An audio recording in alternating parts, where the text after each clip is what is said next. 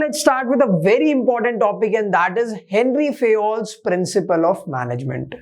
ये है Henry Fayol साहब, ठीक है, जिन्होंने 14 प्रिंसिपल्स दिए थे मैनेजमेंट के। पहले उनके बारे में देखते हैं, ठीक है। A little bit of background and history about Henri Fayol.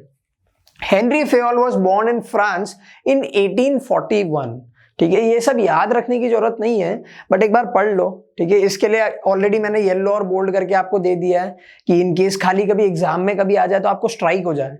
He was born in France in the year 1841. He got a degree in mining engineering in 1860 and started working as an engineer in a coal mining company. इन्होंने कौन से field में degree ली थी? Mining engineering में। Which year? 1860. And he started working as a engineer in a coal mining company. ठीक है। In 1888, he was promoted as the managing director of the company. 1888 में क्या हुआ? जिस कंपनी में ये काम कर रहे थे, जिस कोल माइनिंग कंपनी में ये काम कर रहे थे ना, उसमें इनका प्रमोशन हुआ और इनको कौन सा पोस्ट मिला? The post of managing director, सीधा MD. At that time the company was in the situation of insolvency. उस टाइम पे जब ये मैनेजिंग डायरेक्टर बने थे, कौन से ईयर में? 1888 में। तब कंपनी की हालत बहुत खराब थी। It was on the verge of insolvency. Insolvency का मतलब क्या होता है? Bankruptcy. He accepted the challenge and applied his managerial techniques. इन्होंने क्या बोला? इन्होंने बोला कोई बात नहीं, कंपनी डूब रही है, मैं चला के दिखाऊंगा। और इन्होंने क्या किया? अपने खुद के मैनेजमेंट टेक्निक्स को अप्लाई किया।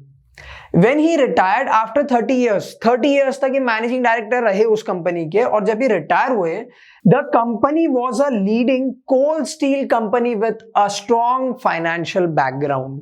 यानी 30 years पहले जब इन्होंने कंपनी को संभाला था, जब ये कंपनी के मैनेजिंग डायरेक्टर बने थे, तब कंपनी थी on the verge of insolvency या फिर on the verge of bankruptcy. तब इन्होंने क्या किया? अपने मैनेजरियल टेक्निक्स को अप्लाई किया। और फिर 30 इयर्स के बाद में जब ये रिटायर हुए ना उस कंपनी में से, तब वो कंपनी लीडिंग कोल स्टील कंपनी थी with a very strong financial background. यानी हेनरी फेयोल ने जो चैलेंज को एक्सेप्ट किया था वो इन्होंने पूरा करके दिखाया। तो this was the background and history of Henri Fayol. Now let's talk about the contributions of Henri Fayol, कि हेनरी फेयोल इतने फेमस क्यों है। सिर्फ एक ये एकलौता अचीवमेंट के कारण तो कोई पर्सन फेमस नहीं हो सकता है, ठीक है। तो क्या ऐसी चीजें इन्होंने करी थी जिसके कारण ये इतने फेमस हुए, ठीक है। The contributions of Henri Fayol. Henri Fayol became famous as father of management studies and thoughts. ये चीज याद रख लो, बुक में है तो अंडरलाइन कर लो, नोटबुक लेके बैठे हो तो लिख लो, क्योंकि ये एमसीक्यू में आ सकता है। Henry Fayol was also known as father of management studies and thoughts. क्यों? Because of the following contributions. क्या क्या कॉन्ट्रीब्यूशंस दिए थे इन्होंने? पहला, he made clear distinction between technical and managerial skills.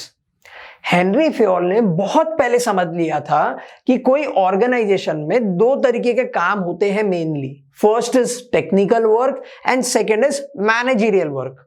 और ये दो अलग अलग तरीके के काम करने के लिए दो अलग अलग तरीके के लोग चाहिए। टेक्निकल काम क्या होता है? एक ऐसा काम जहां पे बहुत ज्यादा फिजिकल हार्डवर्क और मशीनरी की जरूरत होती है। वहीं पे मैनेजरियल काम का क्या मतलब होता है? जहां पे दिमाग की जरूरत ज्यादा होती है, ठीक है। लोगों को मैनेज करना आना चाहिए, कम्युनिकेशन प्रोसेस आना चाहिए आपको, मोटिवेशनल टेक्निक्स आनी चाहिए आपको, वो होता है managerial skill.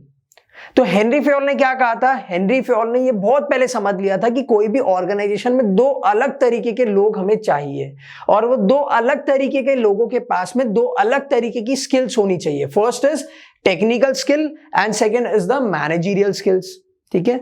Second, he identified the main steps in the process of management which are considered as the major functions of management. इन्होंने क्या किया? मैनेजमेंट के प्रॉपर स्टेप्स इन्होंने पता कर लिए थे, और वो प्रॉपर जो स्टेप्स हैं या फिर जो प्रॉपर एलिमेंट्स हैं मैनेजमेंट के, अब वो जाने जाते हैं द 5 फंक्शंस ऑफ मैनेजमेंट। आपको पता है वो 5 फंक्शंस क्या है? Planning, organizing, staffing, directing and controlling. देखो, planning, organizing, staffing, directing and controlling, ठीक है। And last is he developed 14 principles of management which act as guidelines for managers to perform managerial functions. इन्होंने 14 principles develop करके दिए थे जो आज के दिन में मैनेजर्स के लिए गाइडलाइंस के जैसे वर्क करते हैं, guidelines for decision making and for influencing the behaviours of employees. याद रखना 14 प्रिंसिपल्स। अब वो 14 प्रिंसिपल्स कौन से थे हम देखते हैं नेक्स्ट वीडियो में।